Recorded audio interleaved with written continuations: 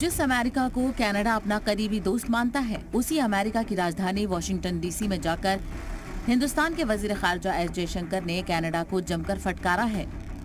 जयशंकर ने सीधे सीधे अल्फाज में कह दिया है कि मौजूदा हालात के लिए सिर्फ और सिर्फ कनाडा यानी ट्रूडो सरकार जिम्मेदार है। वॉशिंगटन से कनाडा की राजधानी ओटावा सिर्फ 900 किलोमीटर दूर है और हमें उम्मीद है कि कनाडा के वज़ीर-ए-आज़म जस्टिन ट्रूडो ने जयशंकर का ये बयान जरूर सुना होगा। अभी जो माहौल है, ये ऐसा माहौल है जहां हमारे राजदूतावास, वहाँ हमारे उच्चायुक्त खुद, हमारे कॉन्सुलेट्स जो हैं वहाँ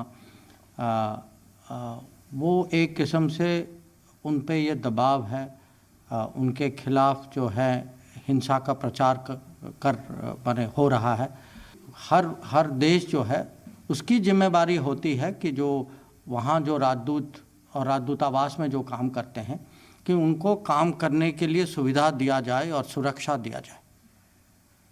तो आप इसको द्विपक्षीय नहीं बनाई, ये माहौल भारत में नहीं है। तो इसमें ऐसा माने ये नहीं है कि उनका भी कसूर है, हमारा भी कसूर है। इस बयान का सीधा मतलब यह है कि हिंदुस्तान ने पूरी दुनिया को ये बता दिया है कि कनाडा के साथ तनाज़े में इस तरह का माहौल ना बने कि कसूर हिंदुस्तान का भी है और कनाडा का भी।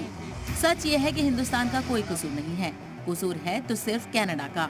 कसूर है तो सिर्फ कनाडा के वज़ीर-ए-आज़म जस्टिन ट्रूडो का, जो सियासी फायदे के लिए हिंदुस्तान मुखालिफ एजेंडा चलाने वाले खालिस्तानी दहशतगर्द के वकील बने बैठे हैं। 18 जून को कनाडा की जमीन पर 2 मालूम हमलावरों ने 10 लाख के इनामी खालिस्तानी दहशतगर्द हरदीप सिंह निज्जर का गोली मारकर कत्ल कर दिया। 18 सितंबर को जस्टिन ट्रूडो ने पार्लियामेंट में कहा कि निज्जर के कत्ल में हिंदुस्तान के एजेंट्स का हाथ हो सकता है। 19 सितंबर को कनाडा ने अपने यहाँ तैनात एक टॉप हिंदुस्तानी सफीर को निकाल दिया।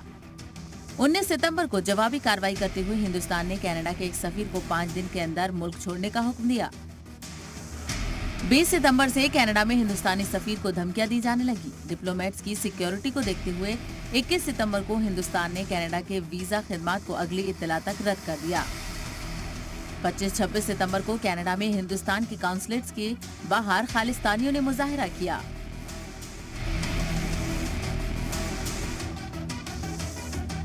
इस मुजाहिरे के दौरान तिरंगे झंडे की बेहुरमती की गई, हिंदुस्तान मुखालिफ नारे लगाए गए, लेकिन ट्रूडो सरकार को फर्क नहीं पड़ा। इसके बाद भी वो कहते रहे कि निज्जर कत्ल मामले में हिंदुस्तान का हाथ है।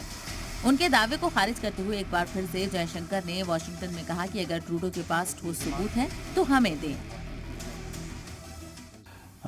This is not government of India's policy, but if they are prepared to share with us specifics and anything relevant, we are also open to looking at it. What we do not want to see is an incident treated in isolation, because then that somewhere does not convey the right picture. The fact is that we have had an ongoing problem with Canada and the Canadian government for some years now, and the ongoing problem really revolves around the permissiveness in regard to terrorism, extremism and violence. Khalistani एजेंडे को जो लोग पूरे सिख तबके से जोड़कर देख रहे हैं, उन्हें भी जयशंकर ने आसान जबान में समझा दिया। उन पे मोदी सरकार ने जितना समय बिताया है, जितना ध्यान दिया है, जितना उसके जो अलग अलग सुझाव निकाले हैं, आप भी जानते हैं, मैं भी जानता हूँ। अब जो हुआ है और अभी जो चर्चा जो हो रही है, ये जो है मैं नहीं मानता कि एक किस्म से पूरे कम्युनिटी के रिप्रेजेंटेटिव इश्यूज़ हैं।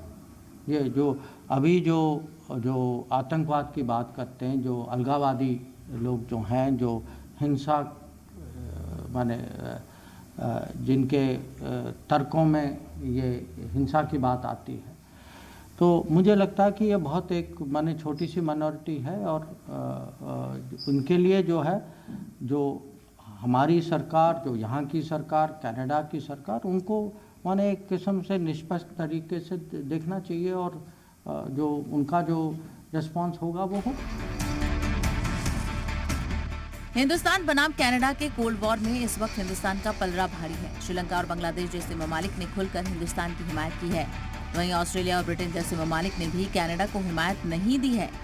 ले देकर बजाय अमेरिका, तो वो पड़ोसी होने के नाते कनाडा का साथ देने का वादा तो करता है, लेकिन हिंदुस्तान के खिलाफ कोई बयान नहीं देता है, क्योंकि सच हिंदुस्तान के साथ है और जिसके साथ सच है वक्त भी उसी का साथ देता है। ब्यूरो रिपोर्ट, जी मीडिया।